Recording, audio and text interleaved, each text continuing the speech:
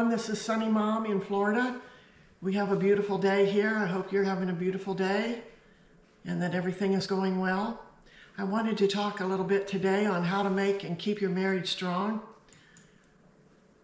I wanted to make a note before we got started that I'm not a licensed counselor, but a lot of licensed counselors haven't been married close to 55 years.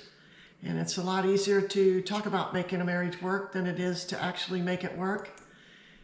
Here are a few good points of reality and experience that go into making and keeping a good marriage. Different people have different priorities in their marriages, but these points we'll talk about. And they seem to be the basics, and then we can build and tweak our relationships from there.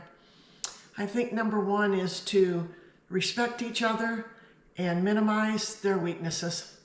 Compliment each other often and forget their weaknesses as much as possible.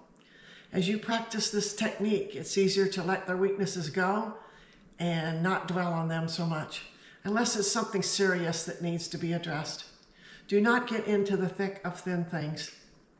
Number two, display behavior that builds trust. Do what you say you're going to do. Be morally true always to your partner, including conversations you may have with others on the internet. Be humanitarian honest with your partner, and it will build trust, and trust builds love. We know a couple where the wife is obese and he calls her fluffy if the subject happens to come up. That's in a humanitarian way of being honest, I believe, and it doesn't hurt her feelings. Number three is to be unselfish. If you both give 100% and consider your partner's hopes and dreams, you will bring lots of happiness to each other and to your family. When you do things that your partner wants to do, but you aren't really happy about it, then you know you're being unselfish. My husband goes clothes shopping with me and would rather be doing something else. And I go with him to shop for computers or phones or other electronics, which is not my favorite thing to do. Number four, I would say, is you have to be mature enough and secure enough person to give your partner space to do things they enjoy doing by themselves and with their friends. This is something that needs to be measured out in doses, I say, and not taken advantage of. You will need to support each other in these self-actualization activities, even if it's just watching the children while your partner cozies up with a good book. This was hard for me at first, getting married so young and needing to gain maturity. Remember, short tethers never make for a lasting relationship. Number five, I would say, would be sensitive to each other's feelings. One couple who had a good marriage agreed when they got married that they would never intentionally hurt each other's feelings. It has served them well, and they have been very happy. It is important to be compassionate and empathetic to each other's feelings, even though it may be trivial to you. When my husband gets sick, which he seldom does, thank heavens, then everything stops and he goes to bed and pulls the blankets up to his ears. I let him rest and fix him food or soup, and when he is ready, he usually recovers quickly. When I'm sick, I can do more, but he knows when I finally go to bed that I'm really sick and he will tend to me. Number six, I think this is really, really important.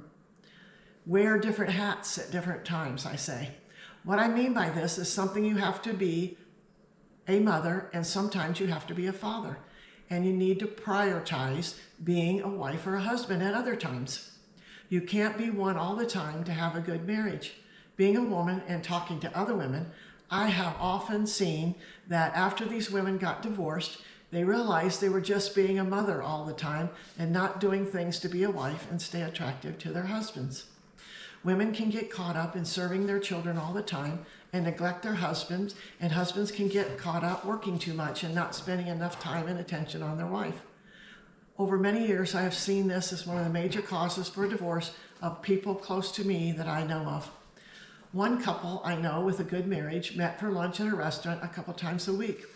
We always had date night on Friday night about 99% of the time.